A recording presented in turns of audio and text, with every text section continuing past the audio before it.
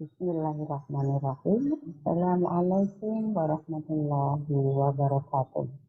Perkenalkan, saya Dr. Maisara MA, dosen Prodi Ekonomi Syariah.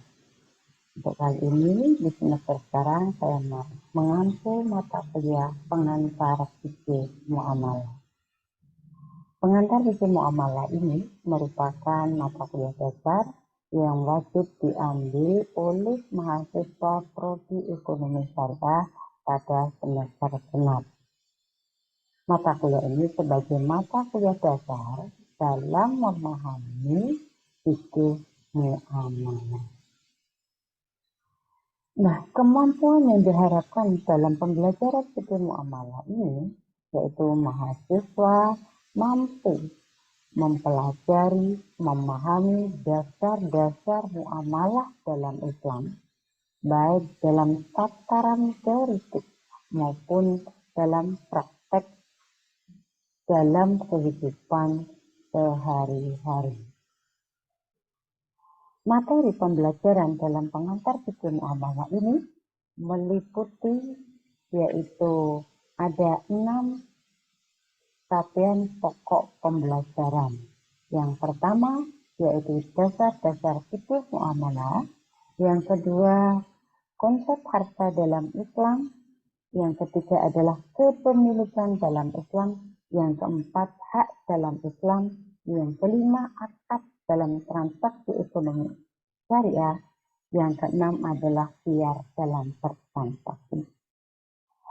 Yang pertama tadi sudah sampaikan dasar-dasar fikih muamalah, karena ini sebagai fondasi dalam bermuamalah. Jangan sampai dalam bermuamalah ini kita salah atau tidak sesuai dengan prinsip-prinsip syariah. Karena muamalah ini kaitannya dengan hubungan manusia dengan manusia, maka topik-topik atau pokok bahasan yang kita bahas tentu yaitu berkaitan dengan al-mal, harta. Terus di pokok berikutnya, bagaimana kita memperoleh harta ini? Apakah harta ini diperoleh dengan transaksi ataukah diperoleh dengan cara hibah? Nanti pokok bahasan itu akan dibahas dalam bab kepemilikan. Teman-teman semuanya, kepemilikan dalam Islam itu tentu harus sesuai dengan prinsip-prinsip syariah. Tidak semua, bukan semua apa yang diberikan oleh Allah di dunia ini itu merupakan hak kita. Maka apa yang menjadi hak kita yang ditetapkan oleh Allah itu yang merupakan hak yang sebenarnya. Itulah yang akan dibahas dalam bab hak dalam Islam. Tentu hak dalam Islam ini akan ada masa berakhirnya.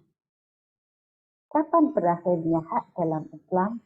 Bisa saja karena melalui akad dalam transaksi ekonomi syariah. Karena yang ditransaksikan itu adalah masalah harta, harta itu ditransaksikan dalam bentuk aset. Nanti akan dibahas terkait dengan akad-akad dalam transaksi ekonomi syariah dalam bermuamalah. Transaksinya itu seperti apa? Bisa melalui jual beli, bisa melalui sewa, bisa melalui utang. Itu adalah akad-akad dalam transaksi ekonomi syariah. Dalam transaksi ini, teman-teman, Islam itu menganut prinsip keadilan. La doror wa la diror, tidak merugikan dan tidak pula dirugikan. Maka dalam transaksi ini akan dibahas juga terkait dengan bab khiyar. Bab khiyar itu apa? Hak memilih antara melanjutkan atau membatalkan transaksinya. Nah, yang berikutnya terkait dengan sistem pembelajaran. Sistem pembelajaran dalam perkuliahan ini, teman-teman, nanti pembelajaran akan dilakukan melalui sinkronus dan asinkronus. Nah, sinkronus berarti kita melalui bisa secara daring dan asinkronus tidak tatap muka, gitu ya. Itu dapat melalui, kalau di UMY ini melalui myclassislamic.ac.id. Nah, inilah teman-teman, nanti teman-teman dapat login PLNS kita, yaitu myclassislamic.ac.id ini akan mengantarkan teman-teman semuanya pokok-pokok bahasan apa yang akan kita, kemudian bentuk-bentuk tugasnya apa saja, semuanya itu ada di menu MyClass, termasuklah dalam presensi teman-teman sudah melalui MyClass. Nah, sistem pembelajarannya tadi ada nanti bentuk penugasan, kemudian ada juga ceramah, diskusi, kemudian ada juga dalam bentuk everyone any question. Jadi setiap orang punya pertanyaan. Nah, itu metode yang akan kita lakukan dalam pembelajaran pengantar fikih muamalah. Yang terakhir terkait dengan sistem penilaian, karena di awal ini teman-teman kita menjelaskan secara sekilas RPS atau rencana pembelajaran semester kita dalam mata kuliah pengantar fikih muamalah ini.